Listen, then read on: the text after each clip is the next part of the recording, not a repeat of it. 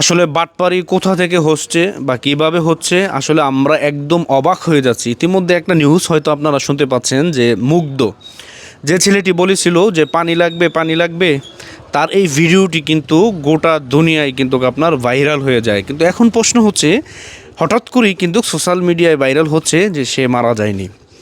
তাহলে কি বাকি শহীদদের মতো কি সেও কি ফিরে আসতেছে? আমরা হয়তো কিছুদিন আগে দেখেছিলাম যে একজন লোক দেশের বাইরে যাচ্ছে সুইজারল্যান্ড, কিন্তু চেহারা হুবহুব তার মতন একদম মিল। এখন সেখানে বলা হচ্ছে যে মুগ্ধর ভাই সিগ্ন না কি জানি নাম, যদিও ওখানে বলা হচ্ছে যে তারা যমজ ভাই। কিন্তু আসলে প্রকৃত অর্থে নাকি এরকম কোনো খোঁজ কেউ পায়নি। আবু সাঈদের কবরে আপনার সবাই গেল, উপদেষ্টা সহ অনেক সমন্বয়করা তার কবর জিয়ারত করলো, কিন্তু মুগ্ধ নামে যেই ব্যক্তিটি তার কবরে কিন্তু এখনও পর্যন্ত কাউকে আমরা যেতে দেখিনি। তার মানে এটা আসলে একটি আপনার প্রতারণা জাতির সাথে আমরা মনে করি, যদি এই বিষয়টি সত্যি হয়ে থাকে, যদিও এখনও এটি আমরা ক্লিয়ার হতে পারছি না। যদি ক্লিয়ার আমরা ওই সময় হতে পারবো, তার যেই মৃত্যু সেটি কনফার্ম করতে হবে যে আসলে সে মারা গেছে বা তার কবর কোথায় রয়েছে, আসলে কি জাতির সাথে কোনো প্রতারণা করা হয়েছে কি না, এবং কি এই জুলাই আগস্টের যেই হত্যাকাণ্ড যারা কিলিং মিশন চালিয়েছিল শেখ হাসিনাকে ক্ষমতা থেকে উৎখাত করার জন্য, ইতিমধ্যে সমন্বয়করা যা বলতেছে যে শুধু একমাত্র তারাই ছিল সেই পরিকল্পনা মাফিক একটি বিষয়, যে সরকার পতনই ছিল তাদের মূলত আপনার সকল একটি মাস্টার প্ল্যান। তো যাই হোক, এই শহীদদের যে ফিরে আসা, অনেকে বলতেছে যে কিন্তু পুলিশ সদস্য কিন্তু ফিরে আসবে না, কিন্তু অনেক শহীদ ফিরে আসবে।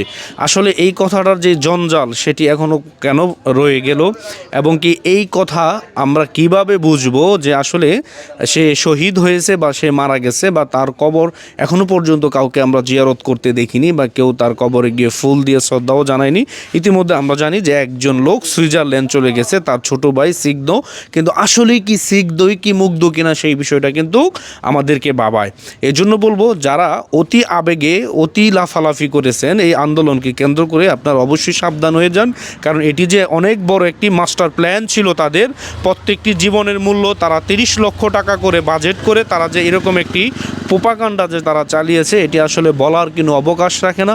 এবং কি এদেশের মানুষকে বিশাল বড় একটি ধোঁকা যে ইতিমধ্যে তারা দিয়েছে, সেটারও বলার কোনো অবকাশ রাখে না। আমি চাই দ্রুত সময় এই বিষয়ে জাতির সামনে সঠিকটা তুলে ধরার জন্য, এবং কি দ্রুত সময় যেই মুগ্ধের নাম ব্যবহার করে পানি লাগবে পানি লাগবে, তার এই ইমোশনকে কেন্দ্র করে যারা ইতিমধ্যে ঝাঁপিয়ে পড়েছিল, আসলেই কি সে ওই লোক কিনা, সেটি দ্রুত সময় জাস্টিফাই করার জন্য আমি অনুরোধ জানাচ্ছি। ভালো থাকবেন, আসসালামু আলাইকুম।